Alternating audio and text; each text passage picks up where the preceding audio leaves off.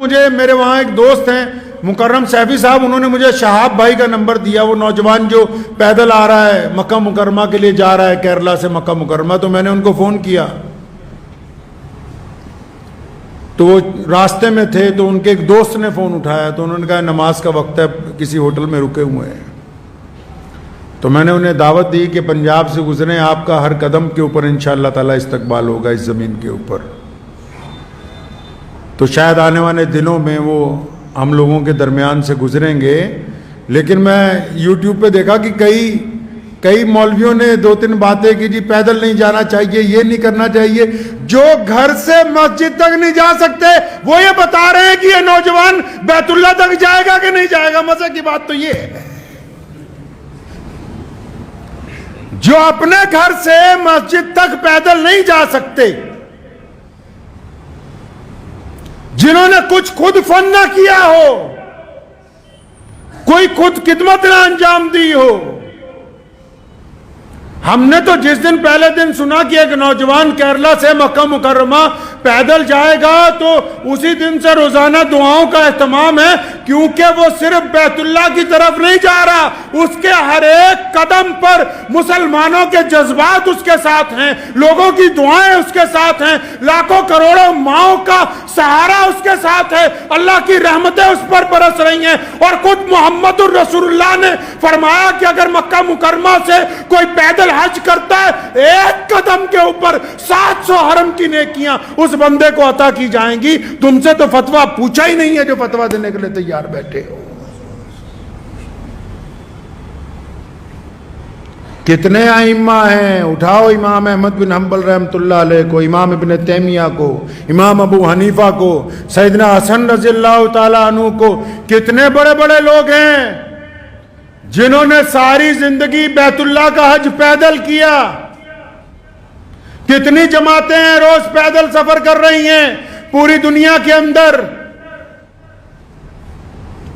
دراصل بات یہ نہیں ہے، کئی یہ کہتے ہیں کہ نیت پتہ نہیں کیا ہے، نیتوں پر اللہ کا دار و مدار ہے۔ رسول اللہ نے فرمایا جس کی نیت اچھی ہوگی اس کا عمل قبول ہوگا، اور جن لوگوں کے عمل قبول ہوتے ہیں اللہ ان کی مدد فرماتے ہیں۔ وہ بندہ کل تک جس کو کوئی جانتا نہیں تھا، آج اس کے انتظار میں لاکھوں لوگ سڑکوں کے اوپر کھڑے ہوئے ہیں۔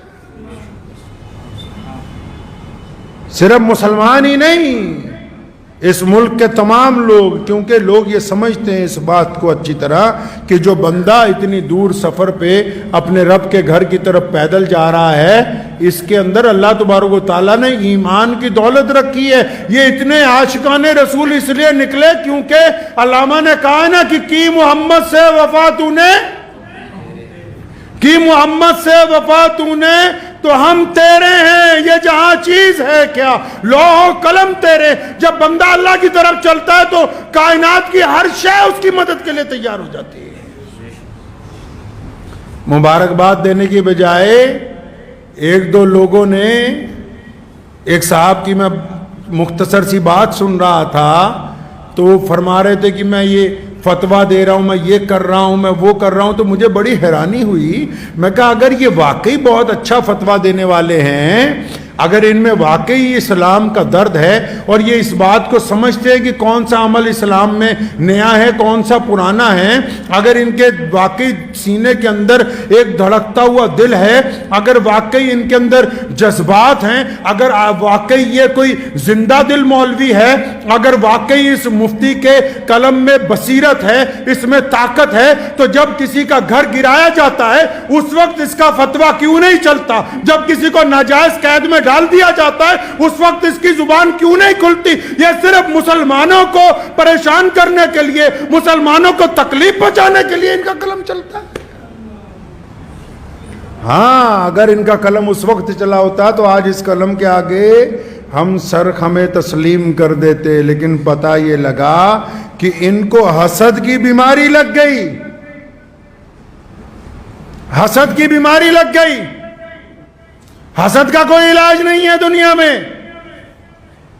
جو خود کچھ نہیں کر سکتے، یاد رکھیے گا زندگی میں آپ سب لوگ ہر نوجوان اس بات کو یاد رکھے، ہر بیٹی، ہر بڑا، ہر چھوٹا اس بات کو یاد رکھے، کیونکہ کئی لوگ ہر جگہ کچھ نہ کچھ لوگ ہوتے ہیں جو کسی نہ کسی کو پریشان کرتے ہیں، چاہے تعلیم میں، چاہے گھر میں، چاہے کاروبار میں، کوئی نہ کوئی لوگوں کا عادت ہوتی سارا دن فون کر کے اچھا فلاں بندہ تیرے بارے میں یہ بات کہہ رہا تھا، فلاں بندہ تیرے بارے میں یہ بات کہہ رہا تھا۔ یاد رکھو، دل کی تختی پر لکھ کے لے جاؤ، جو خود کچھ نہیں کر سکتے وہ صرف تنقید کرتے ہیں، اور جو تنقید کرتے ہیں وہ اس بات کو مانتے ہیں کہ آپ ان سے آگے بڑھ گئے، یہ اس بات کو تسلیم کرتے ہیں۔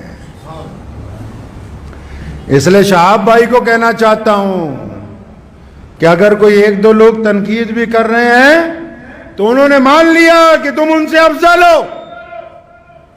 تنقید کرنے والے نے اس بات کو تسلیم کر لیا۔ ہر سال 1-2 حاجی پیدل پہنچتے ہیں، آپ کو پتا ہے، لیکن یہ سرکاری مولوی تب نہیں بولے۔ اس سال جب انگلینڈ سے پیدل حج کرنے والا چلتا ہوا 6,500 کلومیٹر کے بعد مکہ پہنچا، وہاں کے حکمرانوں نے اس کا استقبال کیا، تب یہاں کا کوئی مولوی نہیں بولا۔ کیوں؟ کیونکہ وہاں سے چندہ لینے جانا ہے۔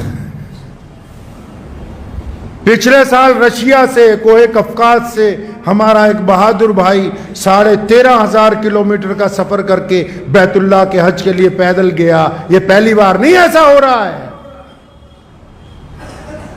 ابھی پوری دنیا کے سارے ملکوں میں سے ایک نوجوان اکیلا موٹر سائیکل کی سواری کر کے اس حج کے اندر شامل ہوا ہے۔ تو یہ جو اب پیدل جا رہا ہے، آپ کیا سمجھتے ہیں کہ اس کے پیدل چلنے سے صرف شہاب بھائی کا حج ہوگا؟ نہیں، جب وہ شہاب پیدل چلتا ہے تو لاکھوں دلوں کے اندر بیت اللہ کو دیکھنے کی تڑپ پیدا ہوتی ہے، اس کو ثواب اس کو نہیں ملے گا؟ جب پیدل چلتا ہے کروڑوں دعائیں ساتھ میں چلتی ہیں۔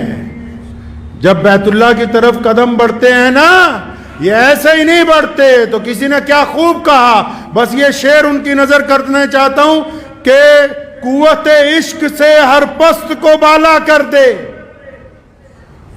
یہ بندہ ایسے نہیں چلتا، کوئی ہو چاہے۔ یہ محمد رسول اللہ کا عشق ہے یار، یہ حضور نبی علیہ السلام کی رحمتیں ہیں جو ظاہر ہو رہی ہیں۔ کہا نا کسی نے کیا خوب کہ قوت عشق سے ہر پست کو بالا کر دے، دہر میں عشق محمد سے اجالا کر دے۔ وآخر دعوانا ان الحمدللہ رب العالمین۔